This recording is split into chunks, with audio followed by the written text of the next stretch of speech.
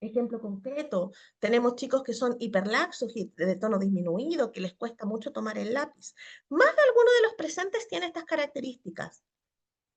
Es muy complejo y es muy doloroso, porque es doloroso estar escribiendo todo el rato y copiar de la pizarra.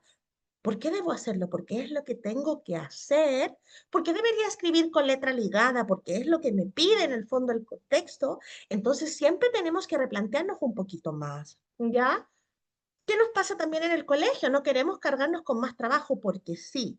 La neurodivergencia nos desafía, pero los espacios escolares tienen muchas otras características, ¿ya? O sea, ¿qué nos pasa actualmente en nuestro país? Tenemos una alta diversidad cultural, existen también barreras en los accesos para este tipo de estudiantes, ¿ya?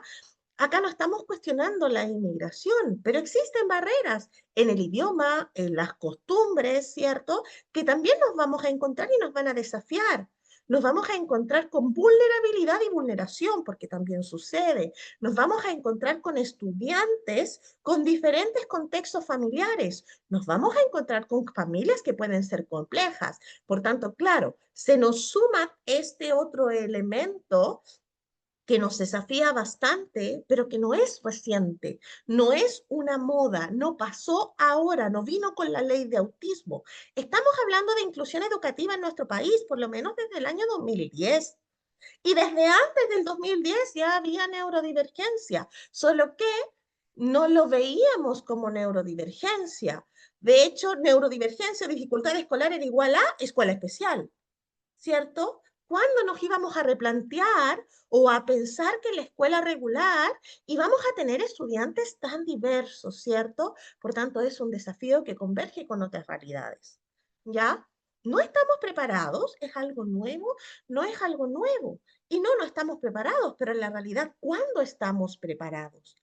¿Cuándo estaremos preparados, cierto? Es un discurso que surge mucho, ¿ya?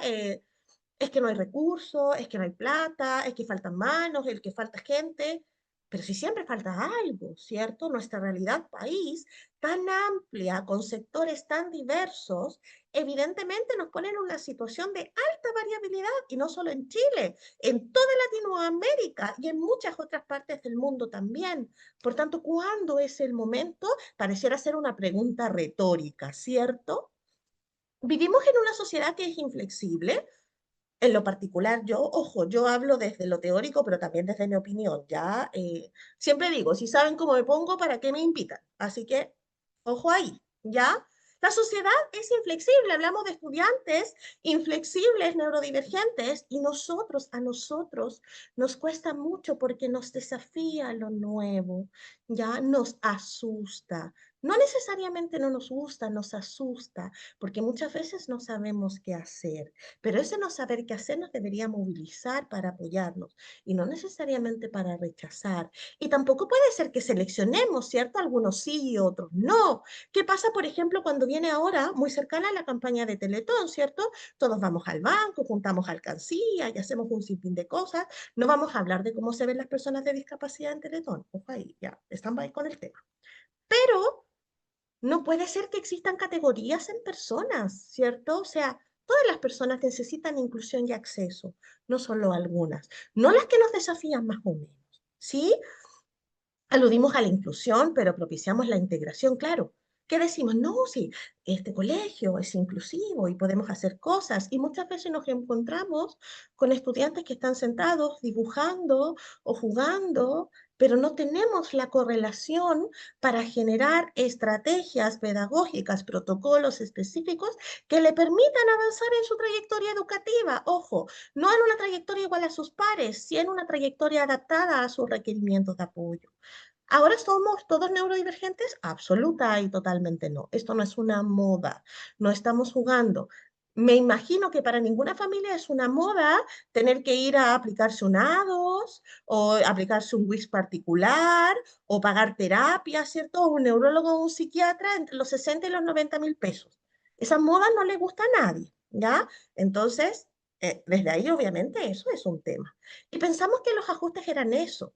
Son ajustes específicos en casos específicos. Vamos a tener ajustes específicos, pero vamos a tener ajustes que son transversales en la trayectoria educativa de los estudiantes. Hace poco en un colegio me dijeron, ¿y qué va a pasar cuando pase a primero básico? Primero básico, si estamos hablando de kinder a primero básico.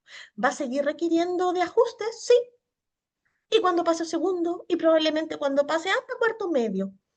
Y me miraron así como, no lo sabemos, no lo sé, no puedo proyectar, pero en el fondo el pensar que los ajustes se pueden acabar o no los pueden necesitar es tener una mirada un poco disminuida en relación a la neurodivergencia, entendiendo que la condición neurodivergente me acompaña toda la vida y que las demandas cambian, ¿ya?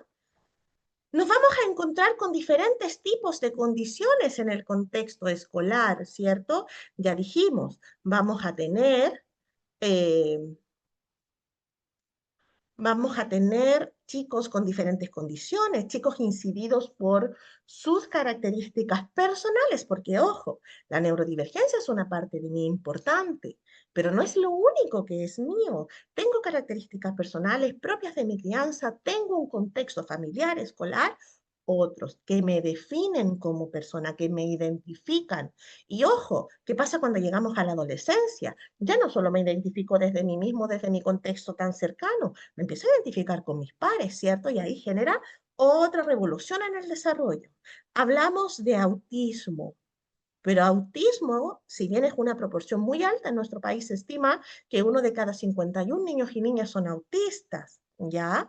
Pero en la realidad no hay datos que son tan concluyentes. Y este porcentaje no incluye, por ejemplo, a niñeces o adolescentes de colegios particulares, por ejemplo. O sea, podríamos hablar que esto sube mucho más. Tenemos altas capacidades y doble excepcionalidad. Se estima en Chile que entre 30 estudiantes, 5 o 3 a 5 son altas capacidades. La proporción es súper amplia y es algo de lo que no se habla tanto. Ya hablamos de TDAH, trastorno por déficit atencional con hiperactividad. Hablamos de TDL, los identificamos según el decreto 170 como transitorios. ¿Son realmente transitorios? Absolutamente y totalmente no. ¿Ya? Por tanto, esto debería cambiar. Tenemos una ley de autismo altamente progresista que coexiste con un decreto 170. Evidentemente no hay correlación, ¿cierto? Tenemos dificultades del aprendizaje, tenemos discapacidad intelectual, porque sí, en las escuelas regulares también hay discapacidad intelectual, hay discapacidad intelectual leve, moderada y en algunos casos también severa. Ya es lo que más vamos a encontrar. Tenemos apraxia del habla infantil, diagnóstico no considerado, por ejemplo, por los pies, pero que también existe. Por tanto, la diversidad que nos vamos a encontrar es súper amplia. Ni siquiera puse acá, por ejemplo, selectividad alimentaria, porque ojo, los trastornos del procesamiento sensorial y la selectividad alimentaria también pueden aparecer por sí solos sin necesidad de estar junto con otra condición. Siempre pensamos que los trastornos del procesamiento sensorial son igual a autismo y no. Existen niñeces, adolescentes, personas adultas que también los tienen sin ser autistas. Existen chicos con selectividad alimentaria que no necesariamente es por causa sensorial. ¿Por qué? Porque, por ejemplo, el ser defensivo táctil generalizado no necesariamente me hace ser selectivo oral. Yo puedo ser selectivo por muchas razones. ¿Qué pasa, por ejemplo, cuando nos encontramos con un estudiante que no quiere almorzar porque es selectivo alimentario? Inmediatamente pensamos en ajuste de jornada, ¿cierto? Cuando en la realidad hay muchas otras cosas que podemos intencionar. Por tanto, la diversidad es súper amplia y tratamos de hacer ajustes o protocolos que respondan de manera súper amplia y en la realidad es súper complejo, ¿cierto? Porque podemos establecer alguna guía, pero no hay ningún protocolo que resuelva la necesidad de todo el estudiantado porque son todos diversos, ¿ya? Ahora, existe en nuestro país, y me imagino también en otros lugares, diferentes formas de poder apoyar, ¿cierto? Hablamos de leyes, ¿cierto? Tenemos una ley de inclusión educativa, tenemos una ley de derechos integrales de la infancia y la adolescencia, tenemos decretos educacionales, ¿cierto? 170, 83, 67. Tenemos también una ley de autismo, una circular 586 de la CIE, que me habla de PAEC, Plan de Acompañamiento Emocional y Conductual, desde base preventiva principalmente enfocado en estudiantado autista. Pero tenemos también protocolos de desregulación, un DEC o un DEM, no solamente para el estudiantado autista, para cualquier estudiante que lo requiera. Tenemos diferentes herramientas que no necesariamente las sabemos usar. Pensamos que el PIE es el que tiene que hacer todo esto y nos vamos a encontrar con muchas escuelas donde no hay profesionales de apoyo, no hay programa PIE, ¿ya? Pensamos, o todavía veo diferentes colegios que se capacitan en protocolos de desregulación y la prevención de las situaciones. Para prevenir situaciones tenemos que conocer a nuestros estudiantes, porque el riesgo de la desregulación es muy amplia, principalmente para ese estudiante que se encuentra en una situación vulnerable y también para su entorno. Por tanto, tenemos herramientas que tenemos que aprender a usar y a sistematizar, sin considerar, o sea, sin decir que además hay cosas que son obligatorias. El PAEC es obligatorio en todos los colegios públicos, particulares subvencionados y particulares. Es obligatorio. Desde marzo del presente año pasó a ser obligatorio y aún existen muchos establecimientos que no lo tienen. Y en paralelo a esto surge la necesidad de la sala sensorial, ¿cierto? En agosto del 2025 surge esta noticia donde habla Mineduc, ¿cierto? En relación a abrir convocatoria para habilitar aulas sensoriales en establecimientos municipales, ¿ya? Lo que también es una figura bien controversial, ¿cierto? Hablamos de una ley integral de autismo, pero tenemos que postular a un beneficio. No todos los colegios pueden acceder a este beneficio, ¿cierto? Entonces, son 3.218 establecimientos educativos de nuestro país, donde en la realidad hay muchos más. ¿Qué busca la sala sensorial según lo que visibiliza el Mineduc, cierto? Que en el fondo crea esta postulación y observa esta necesidad porque también se reúne con diferentes profesionales de apoyo de nuestro país, donde se busca implementar espacios físicos, estrategias pedagógicas y de apoyo socioemocional para estudiantes autistas u otros que presenten episodios de desregulación emocional. O sea, acá es bien específico, ¿cierto? ¿Qué es lo que se busca? Que está muy bien, disminuir y eliminar las barreras de participación y de socialización para estudiantes con requerimientos de apoyo. ¿Ya?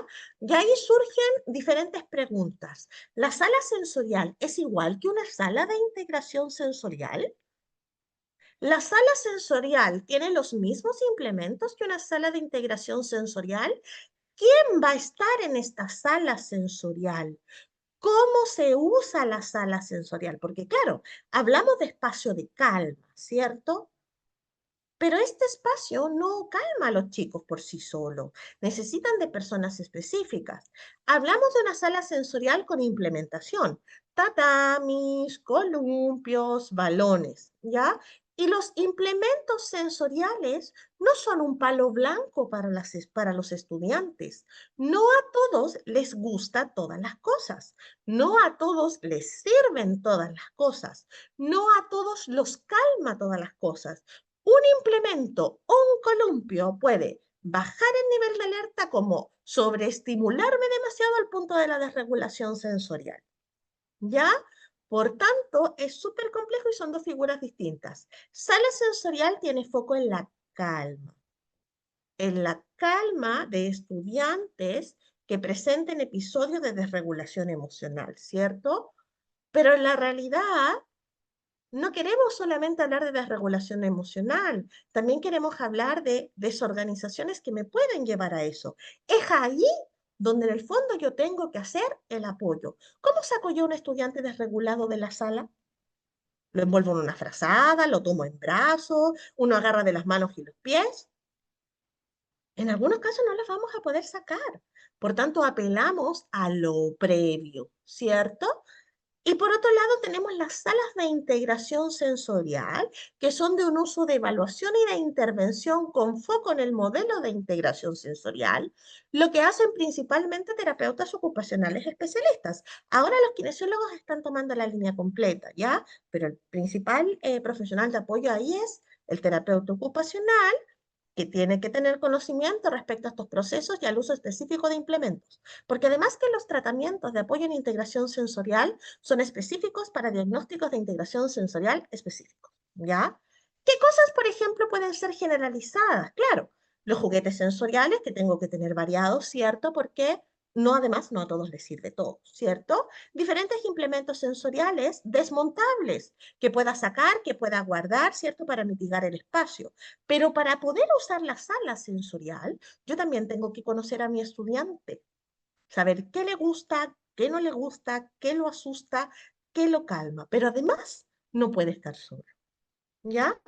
Entonces, hablamos de sala sensorial y es un recurso que puede ser muy útil, porque sí, es un recurso útil, pero tengo que saber usarlo bien y tengo que estructurar este uso, porque además no es una sala de juegos, es una sala de calma. Por tanto, me ha pasado en algunos espacios que tienen salas sensoriales y tú llegas y los implementos están en el patio y están todos los chicos adentro de la sala jugando. Esto no funciona así. Quien estructura el uso son los adultos, adultos miembros de la comunidad educativa.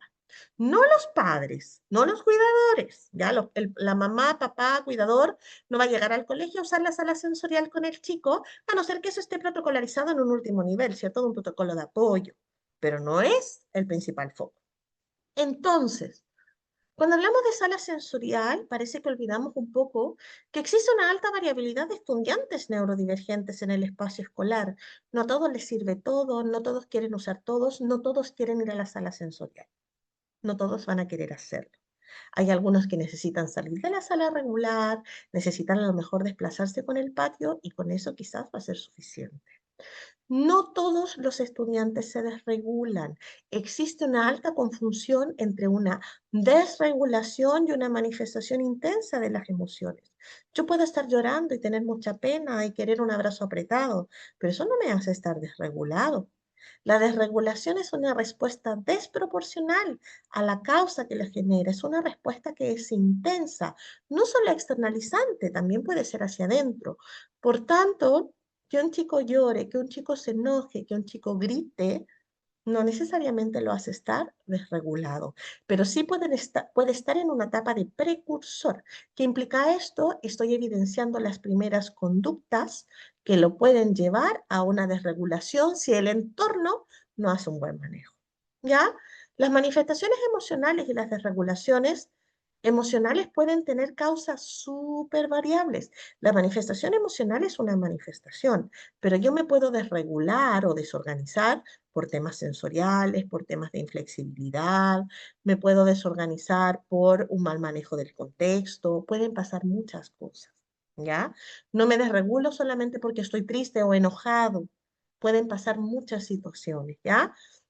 La mayor parte del tiempo son desafíos del entorno los que propician situaciones desafiantes, ¿ya? Pensemos, por ejemplo, en una escalada del protocolo de desregulación, ¿ya?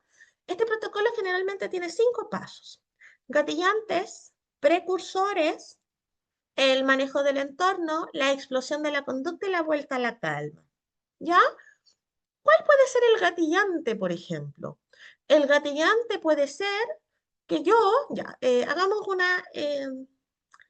una estereotipada de una condición. Ya me gustan los dinosaurios, ¿cierto? Porque pareciera ser que autismo igual dinosaurio. Ya, me gusta el dinosaurio. Y llevo mi dinosaurio de apoyo emocional. Y voy al baño, lo dejé en la mesa. Yo tengo 8 años y dos de mis compañeros encuentran muy gracioso esconderlo. Ese es el gatillante. En este caso específico pueden ser varios. ¿Ya? Entonces yo llego, no lo veo donde lo dejé y me empiezo a desesperar, me empiezo a angustiar, me empiezo a desplazar, empiezo a llorar y empiezo a preguntar dónde está, ¿cierto? Ese es el precursor, las conductas que yo observo. ¿Qué debería hacer el entorno? Entregar un apoyo sensible, ¿cierto? ¿Qué pasó? ¿Necesitas ayuda? Cuéntame qué necesitas. Salgamos un momento. Dime cómo puedo apoyarte. ¿Cuál no sería la respuesta adecuada? Siéntate. ¿Por qué estás gritando tanto? Estoy haciendo la clase. Todos los días pasa algo. Ese manejo es el que a veces puede generar la explosión de la conducta. Y la explosión no necesariamente es externalizante, ¿cierto? Pensamos en esta desregulación escandalosa. Tira sillas, pega, muerde, rompe, arranca. Pero no nos detenemos a pensar que hay estudiantes que lloran en silencio, que se desconectan de la participación, que lo pasan tan mal que no saben expresar. Y eso también es una forma de vivenciar la emoción de forma muy intensa que también te puede llevar a la desregulación. ¿Ya? El foco debería ser principalmente preventivo, no reactivo, ¿ya? ¿Por qué queremos manejar una desregulación in situ? ¿Por qué queremos hablar solo de desregulación cuando en la realidad deberíamos visibilizar otro escenario, el escenario donde yo trato de armar un perfil de este estudiante en colaboración de sus docentes, de su familia, ¿para qué? Para mitigar el impacto. No voy a garantizar que no se desregule o que no sucedan cosas, pero lo voy a mitigar. Y si yo mitigo esto, mitigo la vulnerabilidad del estudiante y también de otros estudiantes. ¿Ya? La mayoría de los espacios no van a tener terapeutas o personas fijas. ¿Ya? Las salas sensoriales tienen implementos específicos que requieren de usos específicos, por tanto, hay que aprender a usarlos. Y esto no depende solo de una persona, ¿ya? Necesitamos adultos que corregulen, adultos disponibles, pero no puede ser cualquiera, ¿ya? Acá no es como que no, ven tú, ven tú, ven tú, ven tú. No, los adultos correguladores son adultos vinculares, ¿ya? Que vamos a ver ahora. Y las salas sensoriales por sí solas jamás van a garantizar la calma, ¿ya? Es como sala sensorial que garantiza calma es igual a decirte cálmate, ¿ya? No funciona así, requiere de muchas cosas. Entonces, hablar de sala sensorial es igual a hablar de corregulación. La corregulación es fundamental en el desarrollo humano, no solo en la niñez y en la adolescencia, también en el tránsito de la vida. Somos seres sociales, pero requerimos de corregulación de forma distinta, ¿ya? eh, la corregulación o la ayuda a la regulación la realiza un adulto significativo y vincular, porque esta persona sabe lo que yo necesito, sabe lo que a mí me pasa, sabe cómo apoyarme y puede mitigar en el fondo lo que me está pasando, porque si lo necesito es porque no estoy pudiendo hacerlo solo, ¿ya? Y la corregulación es un proceso natural del desarrollo en la infancia y en la adolescencia. Pensamos que solo los chicos neurodivergentes los requieren, ¿ya? Y no, existen etapas del desarrollo, o sea, esto se requiere siempre, pero hay cosas que olvidamos, por ejemplo, olvidamos que la niñez neurodivergente también transita con un desarrollo de hitos típicos, ¿ya? Porque no deja de desarrollar algunos hitos. ¿Qué quiero decir con esto? No podemos esperar que un niño de 4 o 3 años se autorregule solo. Esto no sucede. Las primeras bases de la autorregulación conductual y emocional comienzan a desarrollarse o a manifestarse más marcados desde los 6 años. La cognición social y con esto la empatía, por ejemplo, comienza a recién centrar sus bases más profundas desde los 4 años, ¿ya? Están llegando, por ejemplo, a consulta niños de jardines infantiles de 2 años que no se sientan. ¿Cuánto es el tiempo que un niño de 2 años debería estar sentado atendiendo? No más de 10 minutos. Si son 15, date con una piedra en los dientes. Entonces, nos olvidamos también del desarrollo esperado. Los adolescentes también requieren de corregulación. La adolescencia trae cambios importantes en el desarrollo y muchas veces los observamos como desajustes o retrocesos, pero no, cambia la demanda, cambia el desarrollo biológico, hay una desorganización interna. Imaginen esto con una neurodivergencia en tránsito. Entonces, antes de pensar en lo negativo de la situación y lo que está pasando y lo que eso me produce, siempre tenemos que mirar un poco más allá. Pedimos empatía a los estudiantes y nosotros también la tenemos que entregar. Muchas veces personalizamos los procesos, ¿cierto? Es que me pegó porque está enojado y a lo mejor no solamente eras tú, podía ser cualquier persona que estuviera ahí. ¿Ya? Entonces, esas cosas también tenemos que pensarlas, socializarlas, ¿cierto? ¿Para qué? Para buscar el mejor interés del estudiante, que además va a beneficiar a la comunidad educativa, beneficia a un grupo de cursos, beneficia a una comunidad. Estamos hablando de una comunidad, no de chicos que transitan solos por el día a día. Son miembros de un espacio, miembros de un grupo. Necesitan identificarse también a través de sus pares y también su identidad se desarrolla en relación a lo que yo, adulto, digo de ellos, pienso de ellos. Entonces, cuando yo en el fondo digo siempre cosas negativas, obviamente mi desarrollo va a ser en base a eso. ¿Ya? Los apoyos entonces se suscitan desde diferentes aristas, no solo las salas sensoriales. La sala sensorial es un elemento más. Caracterizamos al grupo de curso y nos vinculamos de forma efectiva y afectiva. Entiendo que la realidad escolar puede ser que tengamos entre 15 estudiantes a 40 estudiantes por aula. ¿Ya? Y ahí a lo mejor deberíamos replantearnos por qué tanto, ¿cierto? Si que apuntamos a una educación de calidad, ¿ya? Pero es súper importante conocer a los chicos, ¿ya? ¿Qué les gustan? Sus anhelos, sus penas, sus intereses, ¿ya? Sí, la educación a lo mejor más valórica es del hogar y a lo mejor, y podemos estar en desacuerdo o en acuerdo, pero los docentes, los espacios escolares tienen un rol muy potente en la vida de los chicos, ¿ya? Los profesores, las profesoras dejan marcas para toda la vida. Son una figura muy importante en la vida de los estudiantes y a veces nos olvidamos de esto. Entonces, la vinculación efectiva y afectiva es fundamental y no podemos hacerlo si no amamos enseñar, si no amamos a los chicos, si no los respetamos. Pasan muchas cosas en la educación, ¿cierto? Últimamente han pasado un sinfín de cosas, ¿ya? Pero dentro de esta nube negra tenemos chicos que están ahí en este espacio transitando y que requieren ser apoyados, ¿cierto? La corregulación es fundamental. Los decretos educacionales como el 170, 83, 67, protocolos de desregulación emocional, de CODEM, llámelo como usted quiera. En el caso de estudiantes autistas, plan de acompañamiento emocional y conductual, con foco preventivo, pero que también tiene una parte reactiva, ¿cierto? Adaptaciones, adecuaciones y modificaciones ambientales, desde una base sensorial o desde otras bases, ¿cierto? Dentro del aula regular, que es ahí donde están los estudiantes, entendiendo además que estamos en una etapa crítica del semestre escolar, estamos en el último trimestre de año, estamos todos cansados, todos. Pero nosotros, los adultos que tenemos la posibilidad de poder autorregularnos, evidentemente podemos rendir. A lo mejor eso trae una carga muy grande, ¿cierto? Pero nos tratamos de ajustar dentro de lo posible. No todos los estudiantes tienen esa posibilidad o tienen esa habilidad. ¿Ya? Ahora las salas sensoriales y otras estrategias.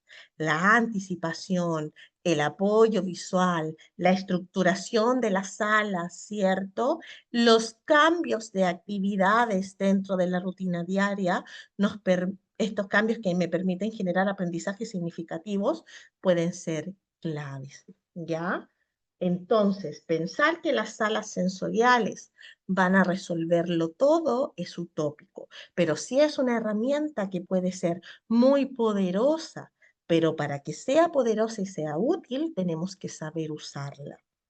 Tenemos que conocer a los estudiantes, tenemos que saber usar la sala, tenemos que saber usar los implementos y tenemos que entender que la corregulación es igual de fundamental que cualquiera de estas herramientas que estamos nombrando. Y por último, y para ir cerrando, los apoyos los construimos todos. ¿ya? Aquí no hay nadie más o menos importante, no hay nadie que necesariamente tenga la última palabra. Existen personas que dirigen, existen personas que articulan, ¿cierto? Existen personas que estructuran, pero todos tenemos la misma relevancia. Todos apoyamos porque en el medio de todo están los chicos, ¿ya? La familia es un factor fundamental. La familia participa activamente en la creación de protocolos porque no los crea solamente el colegio. Yo tomo la información que me brinda la familia, los antecedentes que me brinda la familia. Hay cuidadores que aún no saben tanto, hay cuidadores que están en proceso de duelo, hay cuidadores que no manejan tanta información, hay cuidadores que son súper informados. La diversidad familiar es amplia, ¿cierto? Pero igual tienen que participar de ese proceso. Los miembros del espacio educativo son fundamentales, desde los docentes de aula hasta la persona que incluso puede estar limpiando los espacios escolares. Somos todos partes de la comunidad educativa y a lo mejor no vamos a hacer la primera línea del apoyo, pero sí vamos a poder informar y reconocer cuando los estudiantes requieren de apoyo, porque los protocolos como el PAEC o el DEC no son solo papeles que se juntan en carpetas, son documentos que se usan, que se sistematizan, se crean, se firman, se reevalúan, se estructuran fechas de revisión. ¿Para qué? Para brindar apoyos efectivos a los estudiantes, ¿ya? En algunos casos van a haber profesionales de apoyo de pie u otros externos, pero seamos realistas. No siempre vamos a tener la posibilidad de tener familias que puedan costear apoyos externos, ¿cierto? Incluso por FONASA, ya como dentro de este valor ajustado, ¿cierto? ¿Por qué? Porque las necesidades son ultra mega variadas. Y ojo, no estamos hablando solo del espacio escolar, familiar o contextos inmediatos. Pensemos en sistemas, pensemos en modelos ecológicos. Son chicos que están inmersos en una comunidad. Esta comunidad está en una ciudad, esta ciudad está en una región, esta región está en un país, ¿ya? Todos los miembros de la sociedad son necesarios para propiciar procesos inclusivos, bienestar en la niñez y en la adolescencia porque son grupos altamente vulnerables. Ya hablamos y nos enojamos, por ejemplo, con temas como la delincuencia, ¿cierto? Y queremos cárceles y queremos muchas cosas. ¿Y cómo evitamos que esto suceda? Ahí tenemos que intervenir en los grupos más desfavorecidos, en los niños, en los adolescentes que requieren de apoyo, requieren de acompañamiento, requieren de derivaciones efectivas, ¿ya? Son grupos que no podemos olvidar, que necesitamos mirar y no mirar en la superficialidad, ¿ya? Los invito a mirar en mayor profundidad, ¿ya? Porque sí es necesario conmoverse. No sufrir todo el día necesariamente, pero el conmovernos nos permite movilizarnos a hacer cosas, ¿ya? Y cuando no apoyamos, se evidencia o se intensifica la discapacidad, ¿ya? Y esto es algo que debemos evitar. Entonces, a lo mejor este seminario no les entrega todas las herramientas que ustedes quisieran tener, pero sí creo que es súper importante hacernos la invitación a pensar, a debatir, a conversar y a poder generar instancias y recursos de conversación y de análisis que nos permita el bienestar de las comunidades educativas. ¿Ya? Eso. Muchas gracias por la atención. Sé que estos seminarios implican vomitar mucha información. Ya tengo súper claro también que no siempre vamos a estar en acuerdo, ¿cierto? Pero la vivencia que yo cuento es de mi trabajo, de mi crianza. Soy mamá de un chico autista, de mí como persona neurodivergente también. Por tanto, y de diferentes niveles educacionales, públicos, particulares, subvencionados y privados. Esto es transversal. Ya, por tanto, siempre es bueno tener una mirada crítica y vincular de la situación. ¿Ya? Eso, Karin. Entonces, te dejo la, la moción para que puedas en el fondo establecer quién, quién hace las preguntas, ¿ya? Porque acá Karim selecciona, yo sé que hay varias, pero siempre es bueno como seleccionar algunas, ¿ya? Dale, Karim. Ya. La invitación siempre es, chicos y chicas, desde ya agradecerles por la participación. Primero, gracias a ti, Denise, por la ponencia. Es que puedan encender sus micrófonos al hacer su pregunta. Ya, yo entiendo que realmente es un poco complicado, por eso lo hacen por el chat, pero ideal si es que pueden levantar su mano para habilitar su micrófono, y así podemos generar un poquito más de diálogo en el momento de la pregunta. Ya, vamos a partir con Mario, que tiene la mano levantada. Mario.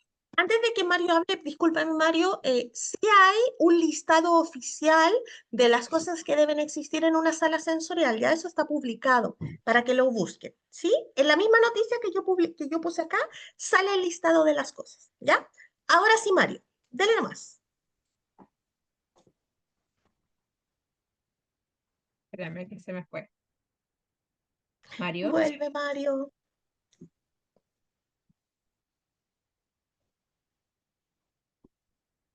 Démosle unos segundos y si no, otra Mientras pregunta. Mario vuelve, pasemos a Karina nomás. Karina, Dale. ahí debería poder abrir su micrófono. Hola, buenas noches, ¿me escuchan bien? Hola, Perfecto. Karina, ¿cómo estás? Sí, fuerte y claro. Hola, profesora. Bueno, primero agradecer todo el aprendizaje que nos ha entregado, es muy valioso, así que muchas gracias.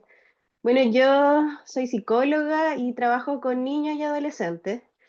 Y a mí me salta una duda. Lo que pasa es que muchos chicos que son TEA han tenido desregulación emocionales en la cual han golpeado a chicos, obviamente por las crisis que le dan.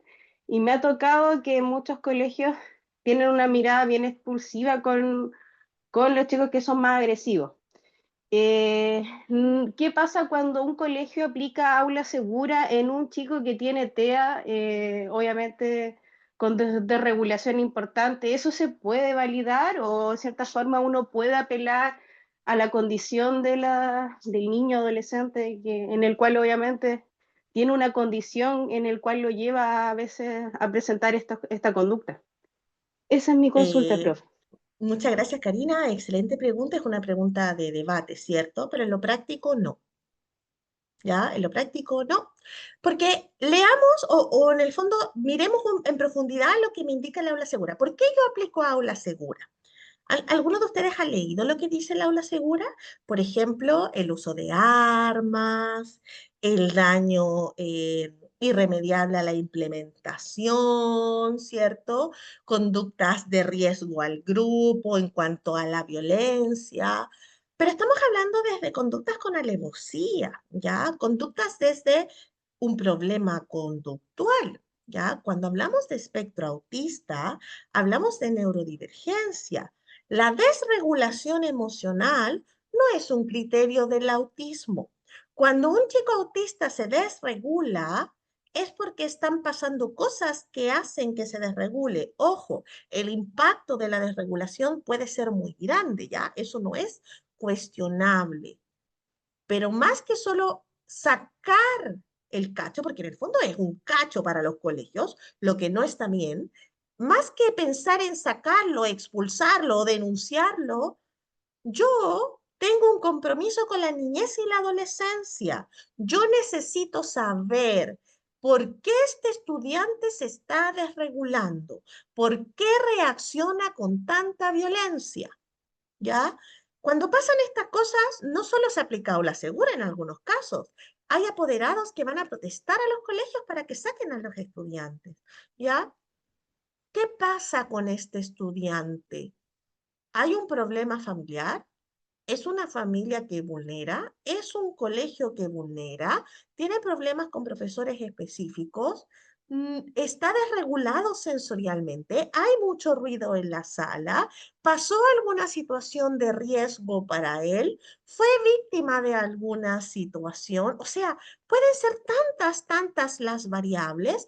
Entonces yo ahí me pregunto, ¿qué pasa si yo saco al estudiante del colegio? Claro, deja de ser mi problema, pero no puede ser que no nos preocupe la integridad de ese estudiante, porque ese estudiante es igual que otros estudiantes y requiere también de una mirada en profundidad, ¿ya? Entonces, no se debería, no corresponde. Ahora, ¿qué pasa acá?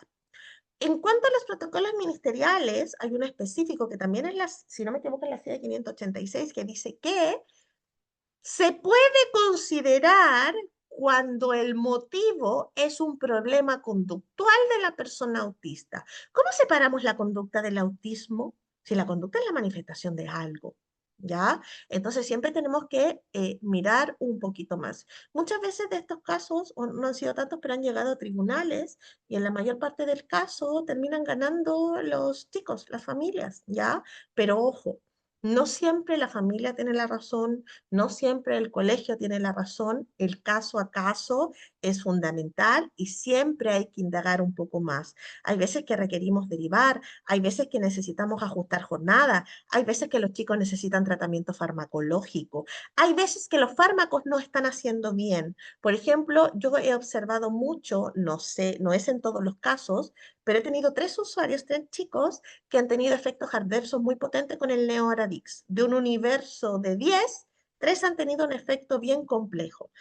Entonces, ¿qué pasa, por ejemplo, cuando tengo cambio? Necesito ir al médico, ¿cierto?, para que me revise el esquema farmacológico, ¿ya? Entonces, siempre es bueno hacer una mirada mucho más profunda. La desregulación es una conducta observable. Necesitamos saber qué suscita esta conducta, porque si no estaríamos hablando de modelos conductistas como los de Pavlov, condicionamiento operante, ¿cierto?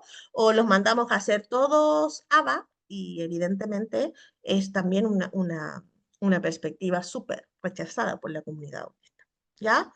Eso, Karina, no sé si respondo a tu pregunta. Me fui por varios lados, pero traté de darte una mirada como bien integral de esto que sucede. Sí, profe, muchas gracias ahí por la respuesta. Es muy amplia, así que me dejó bastante conforme con la respuesta. Muchas gracias. Muchas gracias a ti, Karina. Dale, Karin, puedes seleccionar, no sé si volvió Mario. No, no logró encender el micrófono. Oh, Quizás ya. ya Bueno, respondiste a la pregunta cuando antes de que lo dejaras hablar. ya, súper bien. Entonces, Pasemos bueno, elige con Yaritza López, que tiene la manita levantada aquí. Yarixa López, dele nomás. Hola, sí, mi pregunta va con igual justo una participante puso igual dentro del chat ahora. Por ejemplo, ¿cuándo es pertinente llevar al niño a la sala de sensorial? Cuando se encuentra, por ejemplo, con las conductas antes de una desregulación, en la desregulación o cuándo específicamente. Y también eso de, por ejemplo, mezclar lo que consultan por el tema de la contención física en los colegios. Buen punto. Ya, maravilloso. Eh, Primero, ¿cuándo tenemos que llevar un estudiante? Es variable, depende de cada caso, ¿cierto? Pero la desregulación misma, externalizante, muchas veces no va a ser posible, porque no va a querer salir de la sala, porque no va a querer que lo toque, porque van a pasar muchas cosas. A lo mejor el chico va a entrar al colegio acongojado y va a requerir de un espacio de calma para a lo mejor, valga la redundancia, calmarse y poder reintegrarse a sus actividades, ¿ya? Entonces esto depende de cada caso, pero en la desregulación misma no es tan adecuado porque ¿cómo lo llevo? Está en una desregulación, no está razonando, sobrepasó la barrera de lo cognitivo, ya está desregulado, desconectado, ¿ya? Es muy difícil que yo le diga, no sé, Pedrito, vamos a la sala sensorial para que te calmes, ¿ya? O sea, escuchó ahí la mitad de la palabra. Ahora, respecto al tema de la contención física, el concepto adecuado es restricción de la movilidad, ¿ya? Y ojo, es el último nivel del apoyo, el último. No el primero, no es el más efectivo porque apelamos a protocolos preventivos. Pero si yo voy a hacer restricción de la movilidad, esto también se protocolariza. ¿Cuándo se hace? ¿Cómo se hace? ¿Quién lo hace? ¿Ya? En situaciones que son específicas, porque si no, se incurre en una vulneración, ¿ya? Y quiero ser súper clara con esto, ¿ya? Ustedes me pueden decir, sí, mira, es que pueden pasar cosas, el riesgo, cierto, el riesgo, sí. Pero si tú sabes que tienes un estudiante que requiere de restricción de la movilidad, porque eso pasó en diferentes ocasiones, tú ya tienes que haberlo protocolarizado, tú ya tienes que haber citado a esa familia, ese chico tiene que tener sus protocolos al día y eso también protocolarizado. Porque si tú haces restricción de movilidad sin haber hecho nada de eso, evidentemente es un problema.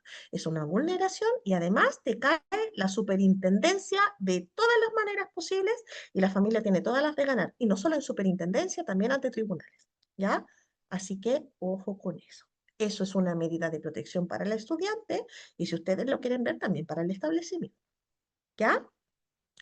Karin, tenemos paso para dar una pregunta más, así que dale nomás. Sí, antes Ay, de darle perdón, la palabra a eso, otra persona, Yarixa, perdón, Karin, Yarixa, no sé si respondí tu pregunta, perdón. es que te dejo como una seguidilla en el chat.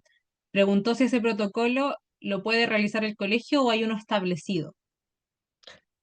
Los protocolos son específicos del Mineduc. Ahora, ojo, cada colegio tiene la posibilidad de generar sus propios protocolos, siempre y cuando respondan a esos lineamientos, ¿ya? Dale, Karin. Ahora sí, vamos a pasar a la última pregunta. Humberto Espiñeira levantó la mano. Les pido perdón a quienes hicieron preguntas en el chat y no les podemos responder, o a quienes levantaron la mano y no les podemos responder solo por temas de tiempo. Humberto. Hola, ¿se me escucha? Sí. Sí, te escucho fuerte y claro. ¿Cómo estás? Ya, me generan bastantes dudas respecto a lo que son los tipos de fijaciones. Lo que pasa es que yo trabajo en una escuela que no es convencional, que es una escuela libre, Ya, y yo soy el tutor de acompañamiento de un estudiante. perfecto. Eh, el niño reacciona violentamente específicamente hacia un compañero en específico.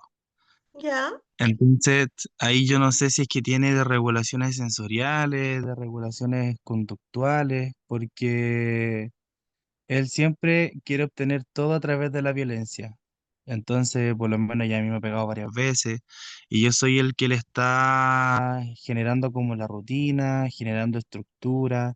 Intento que la rutina no se cambie. Él quiere modificar la rutina, pero en realidad no lo podemos realizar porque ya se han utilizado diferentes tipos y diferentes técnicas en el establecimiento que ya no sabemos cuál más poder hacer para que el niño pueda ir la jornada completa. De hecho, hoy en día tiene jornada reducida.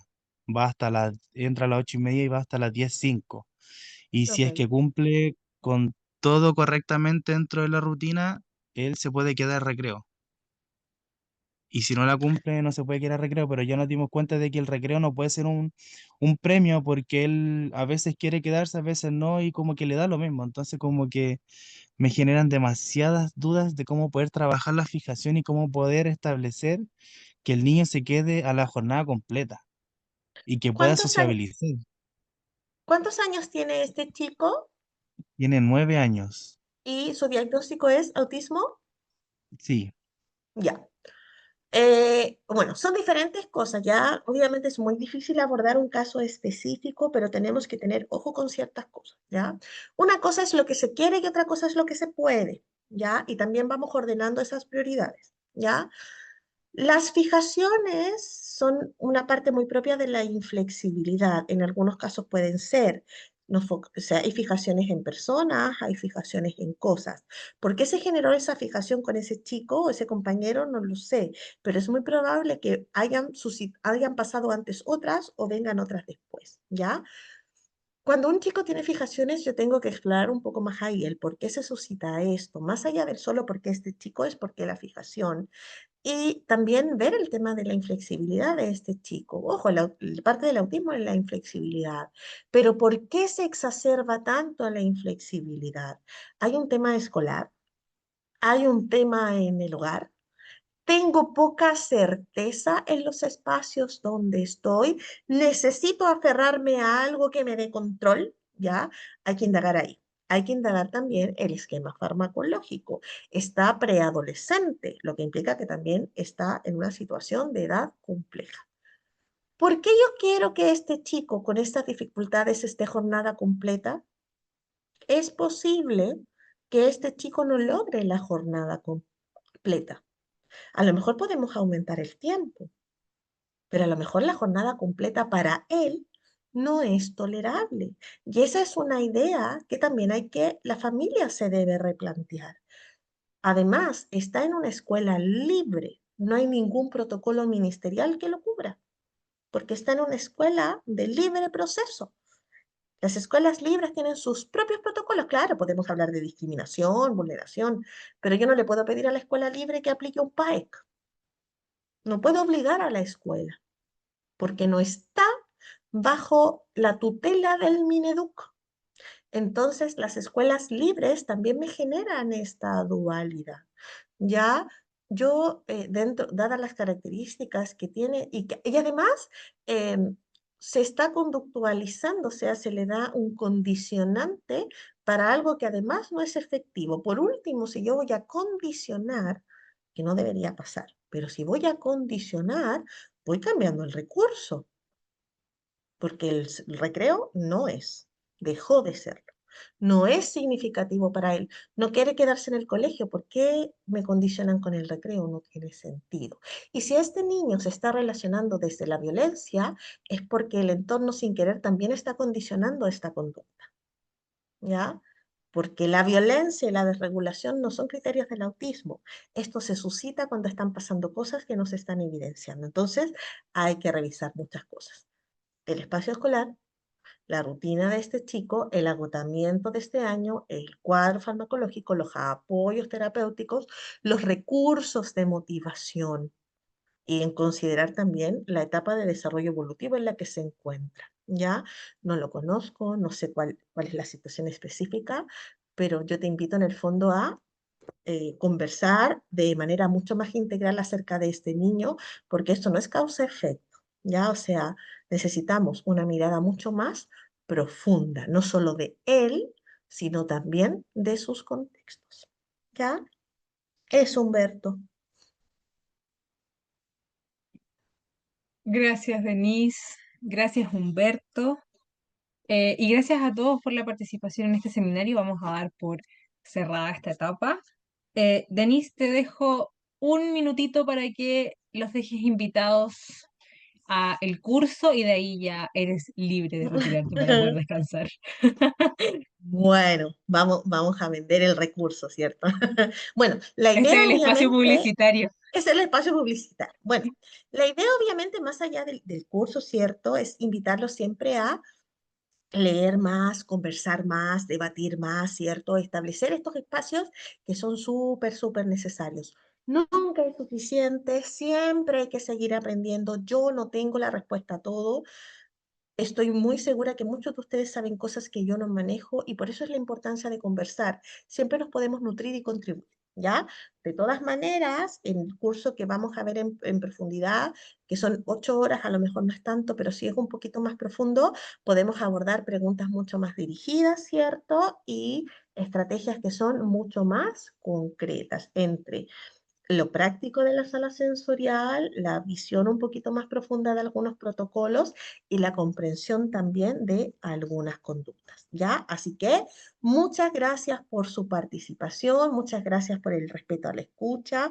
Siempre es bueno generar estas instancias de apertura al público, a la gente, siempre es bueno saber un poquito más y no se olviden nunca que todos los que estamos acá tenemos un rol súper importante en el apoyo con los chicos, ¿ya?